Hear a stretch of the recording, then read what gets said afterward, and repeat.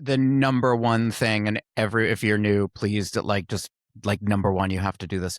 Start tracking your inventory now.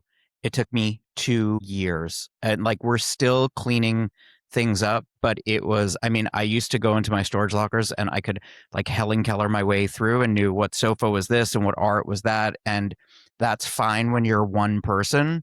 But, again, I didn't think I'd be at this point, but I am telling you the number one thing I would do over without question is tracking my inventory, even if it just at this point is an Excel spreadsheet with a link to where you bought it, the cost, the measurements, the color. Just do it. Listen, that's the panic buying late at night, the money going out, the freaking out.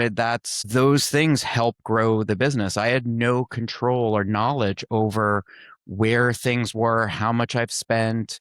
It was slowing us down. Once you hire team members, is that table 80 inches? Is it 60? Is it 124? Delaying a project. So I'm just saying that is a number one thing that will help the business grow smarter, faster, and will save you a fortune. Well, that's a great answer. I don't know. I was thinking while you were asking that, and I was thinking that, all of the mistakes I've made in the beginning, of which there were many, I've learned so much from all of those things that got me to here that I don't know how I would do it differently, because that's what I had to do and sort of go through to get to where I am. So I'm not sure if I could just say, okay, these are the mistakes I made next time. If I just started tomorrow, I would X, Y, Z. I don't have the answer to that personally. And I was very lucky that there weren't many competitors when I started. It's a different world now. If I had to enter a really competitive community now, market, I don't know what I don't know.